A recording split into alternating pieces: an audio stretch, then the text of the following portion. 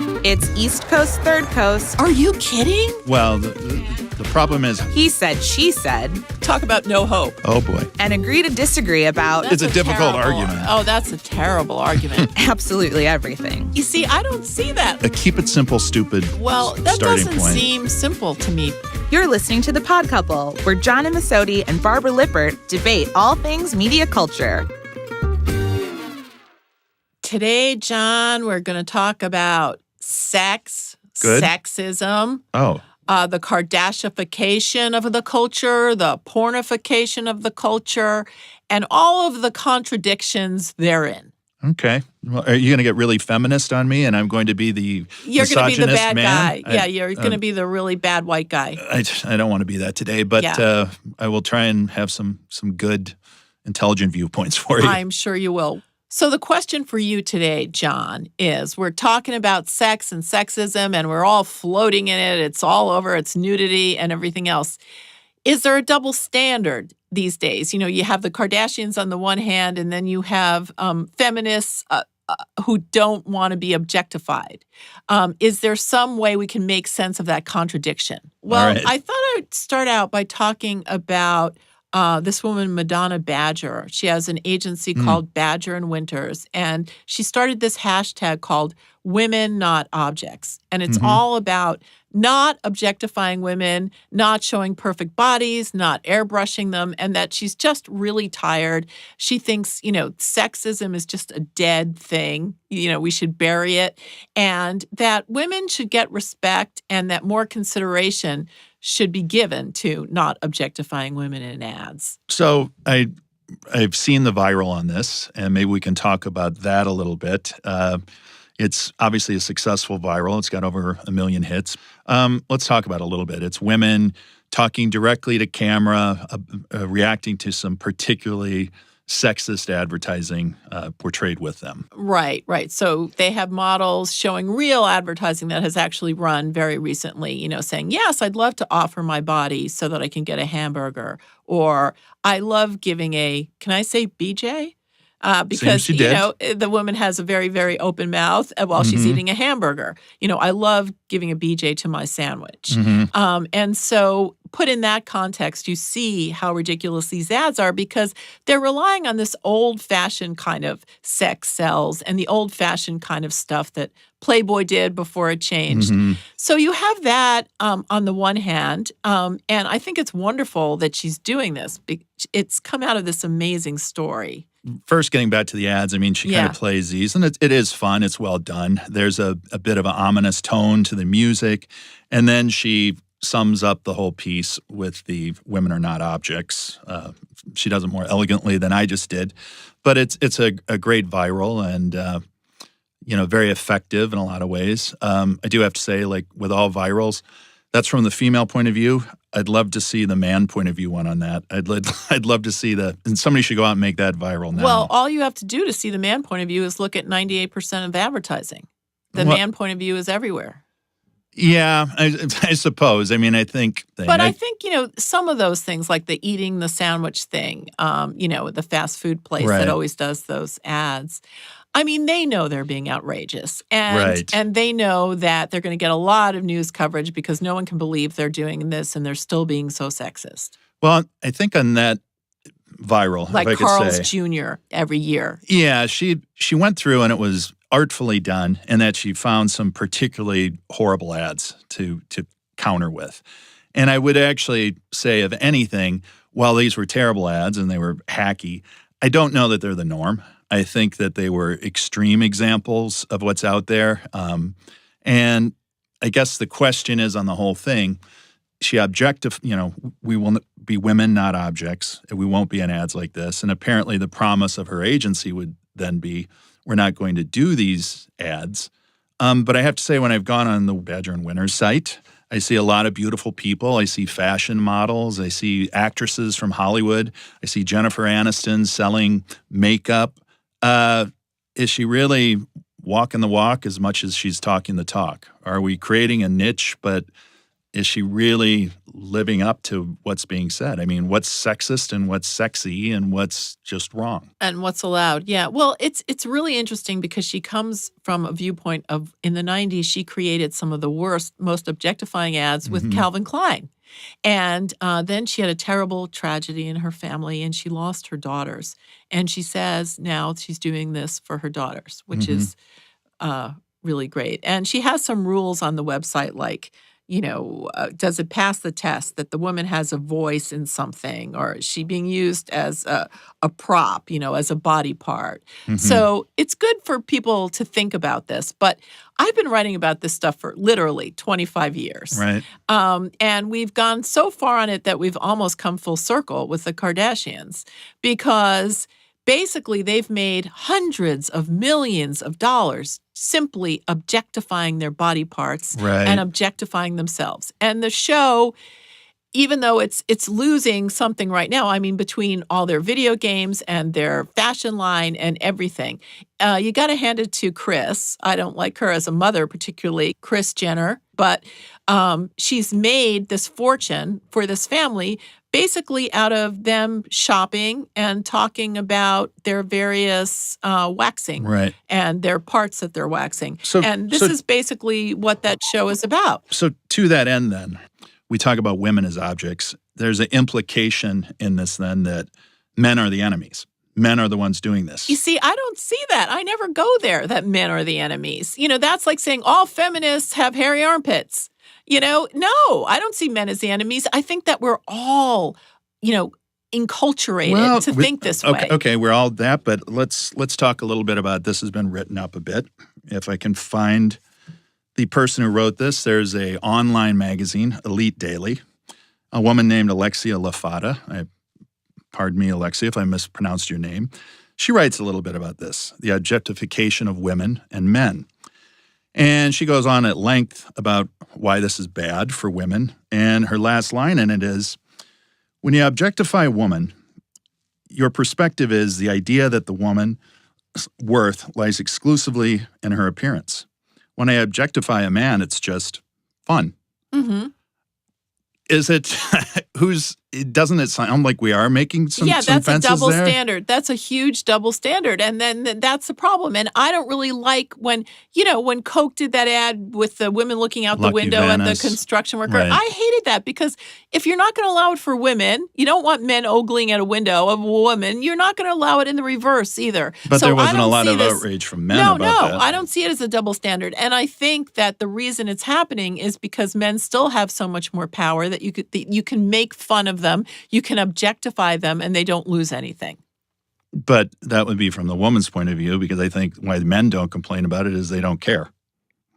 And that's right. If a man would have said anything about like, I really object to this. Right now, if you're watching the ad for Greek yogurt that has a woman all of a sudden fantasizing that Greek god John Stamos is there with her yogurt. If anybody wrote in and said, I really object to this as a Greek man, people would basically say, you are crazy and go worry about something else. Right. Even though I just don't, I know those commercials are really popular, but I don't really like them. And I agree with you that advertising has come a long way. There are lots of campaigns that use, great women in a great way. But I was looking through the Sports Illustrated swimsuit issue. Now, of course, that's devoted to, objectifying women, and it's the new Playboy in terms of all of it. There's a new But Playboy doesn't trend. objectify women anymore. I know, but there's a new fashion trend apparently, which is under boob. It's a bunch of stuff, and the firm boob underneath of the model is shown. But there was an ad in it for Reebok. Now, Reebok is talking all about its humanity and its enlightenment. And literally the headline of the ad is, another perfect pair. And it shows a pair of sneakers with a bikini top lying behind it. That could have come out in 1978. It kind of surprised me. It could have, and I would actually object to that ad just beyond being sexist. It's just a hacky ad. It's exactly. Just bad. It's just bad. But if you, again, now to go back to this thing, because if we're implying something is sexist, or if we're saying something is anti-woman or harmful to women, we're basically implying that the man is the enemy. That's how I feel. No, it's not to do with enemies. But Okay, or the man is the one doing it. But again, in this same Sports Illustrated article now, you have somebody that a lot of women would look up to, a powerful woman. If anybody wants to say Rousey's not powerful, don't tell her. But she's agreed to be in the magazine where she's not even wearing a swimsuit. She's painted. She has turned herself into basically a sexual object. And again, is there a stronger woman? I mean, well, it's again a double standard because no matter how sexist you get, if you have Ronda Rousey in there, then you get clearance. So women as well need to basically recognize that just ism is wrong. Sexism in all its ugly forms against any woman, against any man is wrong. There was another woman who wrote in. She was one of the writers of one of these Carl's Jr. ads. And Carl's Jr. has gone blatantly sexual for years. That's kind of their really riff. Over the top. You know, they had Paris Hilton washing the car. And, the volleyball players. Right. And that ad got tagged for both racism and sexism. And then it's one, well, they have a thing where they don't have to spend money running it because it's on every news show then. True. And the writer on this, who preferred to stay anonymous, said that she just thought it was funny. It wasn't sexist. It wasn't anything. It was just funny. So you really also kind of get into an area on something is like, I guess what I'm saying, it's taste. Is it what's sexist, what's sexy, what's empowering, what isn't? If we go back to the Badgers and Winners website and I look at their work, there's a lot of things that, to me, that isn't a real woman. She's walking toward you at camera, lips pouting, vamping her hair. I know. A lot of what they're doing is not the real world. It's just sort of stating something. It's making, kind of a declaration but if you're of what it making should the claim be. and then when showing it comes another to doing thing, the ads, it's a whole different thing. But let me talk to you for a minute about, you were saying that, we're making men villains. What was your word that you used? Well, is the man the bad guy? But even worse, you went to a more extreme point about all men are terrible or something. And that's not what women are saying at all. The history of this, if you look at it through art and culture, is something called the male gaze, that women are brought up to attend to the male gaze, that men are going to be looking at them, that first of all, they're valued mostly for their appearance, and that they have to pass that. So it's all about approval from the outside. And now the different kind of thing is that there are these two shows like Broad City and Girls, which are less popular than the Kardashians. Well, I want to come back to that a little bit. We'll talk a little bit about the male gaze, and we'll talk about what women think, what men think, and what's wrong. And we'll come back and visit some of these again. It's a good topic.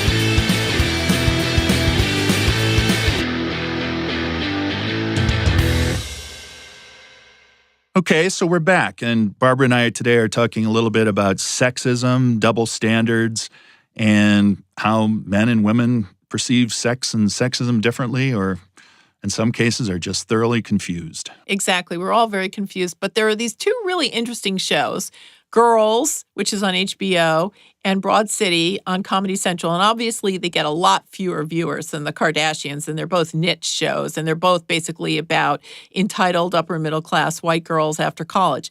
But they do show a real experience, and they do have big followings. And the difference between them and the Kardashians is all about the male gaze. They are running around naked. They are having sex on camera, but it's all about what they want. It's not so that they can get men, so that they can lure men, so that they can look their best. They're living within their bodies, and that's how they make that distinction. And that's what makes it so contradictory to understand, where the lines are. Well, I think what makes it contradictory, and I'll go back, you started the argument about there's a double standard. And now we're talking about the male gaze. And I was saying this argument, like men are made the enemies. And at first you're saying, no, men aren't the enemies, everyone's the enemy. But you just said men are the enemies. If it's the male is the problem, we're the enemy. And the truth is, I'm not looking at either of them. So I don't know if I should be the enemy, Yeah, period. no, I'm I not don't- watching girls, well, and I'm not watching I anything don't see from... men as the enemy here. I You don't, see the but the culture as society- the enemy. well, and culture the is saying society there's as an enemy. the enemy. Yeah, but it's not male. Both men and women were brought up to do this, that men look at women and women have to look pretty for men. But then you're disagreeing a little bit about even with your own cause, because if it's a problem, and some people are saying this is a male problem, and you're saying, well, I don't think it's a male No, problem. I don't think it's a everyone's male problem, but we have a screwed up culture when, everybody's obsessed with seeing cleavage and breasts and implants and all that, and then you're not allowed to breastfeed in public. Like, where do you draw the line? When you're really using your body, that's not allowed to be seen, but it's allowed to be seen from a sexual standpoint, and it's encouraged. Yeah, I mean, I suppose it depends on who's saying you can and who you can't. I mean, and it's again, who's doing it. I mean, I applaud girls, that show, for like, if they're less than model perfect and they want to show their body, great. I would have to say, doesn't bother me. If I watch the Kardashians, doesn't bother me what they're doing. It's their thing to do. Are they your typical woman on the street or something? I would say no. I think to get to maybe the point of your argument, what I think does things well, let's go to advertising and marketing a little bit and talk about good versus can I bad. just go back Sure. for the Kardashians 1 second? I think the problem with that is that then everybody wants to have Kim's lifestyle. Correct. So they're all about plastic surgery and shopping and lots of money and selfies. She's even come up with a selfie that's only hers, which is your rear end against the mirror to make it look bigger Right. in the background. And this is what girls are seeing, and it's affecting them. So they think that all of life is having these designer clothes and getting the right plastic surgery and having this look so that you can date, very rich men. So it has this huge effect, which is very upsetting. So it's really, as you're saying, then the culture and television and everything is affecting this. Yes, and it's hugely popular at the same time. And there's another thing that's affecting this too, and it's biology, because the human body is designed to be attracted to the other sex, or, if it's the same sex, an attractive member of the sex. So it's curious on, like, will an advertiser, will a marketer, will they ever be able to combat biology? And should they, other than in levels of taste? Is that what we're really talking more than a huge problem? Well, levels of taste. Things have changed a lot since the 50s, we would hope, where women were like, And they on the have. hoods of cars Right. and all that. And you'd Right. only do that now to make fun of it. Right. And there is some great advertising out there, too. There was... Well, I think, yeah, that's my example. Again, if we go back to the viral, took extreme examples of which I don't think really is representative of the general population. I think there's probably just as many really good examples if we look at the great campaign out of Leo Burnett, Like a Girl. Always. It's Always, yeah. If we look at Dove's Real Beauty. Right, And right. those And then virals. and the interesting thing is that became a thing called femvertising or something like that, the empowering genre. And then, of course, people are making fun of that because, after all, these are advertisers. These are advertisers saying these things, but in the end, they're selling a cellulite cream. Right.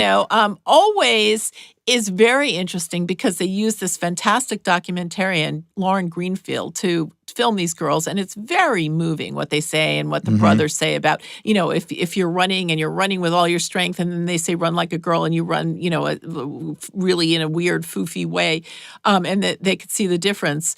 But on the other end, and so they don't even link it to sanitary products, which is a good thing.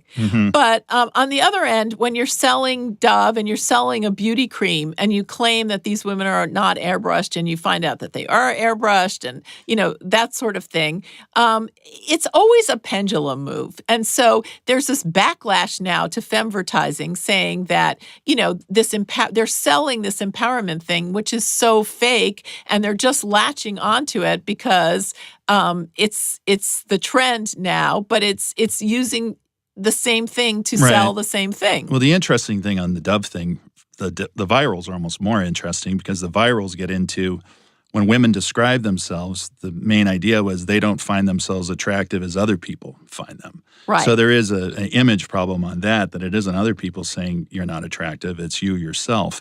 Whether advertising and media can be completely to blame for that, I don't really know. I think it existed way before advertising was as big as it is. Even back to the earliest movies, when women wanted to look like movie stars, even in silent movies.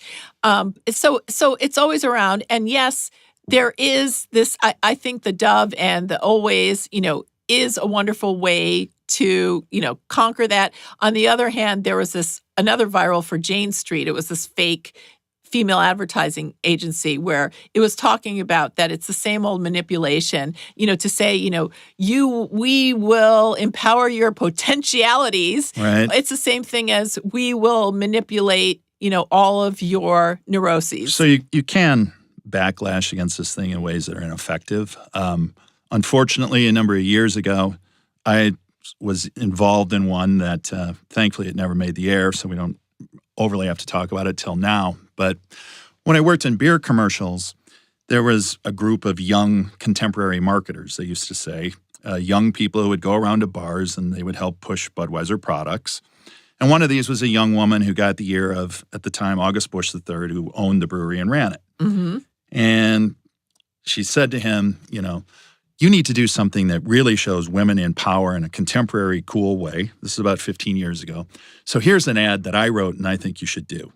And it was an ad involving some very attractive women who went to a cigar bar and they were having cigars and they were looking at guys and treating them opposite, smoking cigars. And as a team, we had to go shoot this thing. And it was as bad as it sounds on paper, bad to the effect that as a 30-second ad, I can't even really remember how it resolved itself.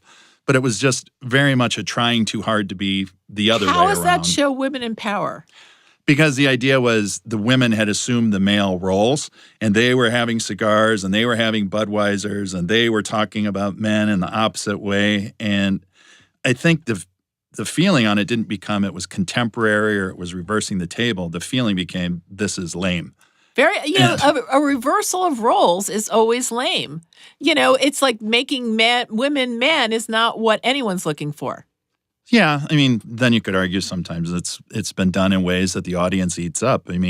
Sex and the City was, before Girls, was a hugely popular show, a pivotal show. It changed the opposite, but it also showed the way women feel about sex and sexism in a very different way. And they did a lot of this stuff. The Samantha character was completely guilty of these things. But it's interesting how the more modern version with the, Broad City and all of that is so different from Sex and the City when everybody wanted $800 shoes and they were drinking Cosmopolitans. I agree. Well, this is a very difficult topic, obviously. There's no clear right or wrong or enemy. We got to live somewhere within the contradictions. And that's what we all have to learn how to do. And you have to do things that you feel good about yourself and you're okay. But anyway, it was a good topic. Let's change it a little bit. What's the hottest thing you can think of this week? What's on the top of your mind that you like?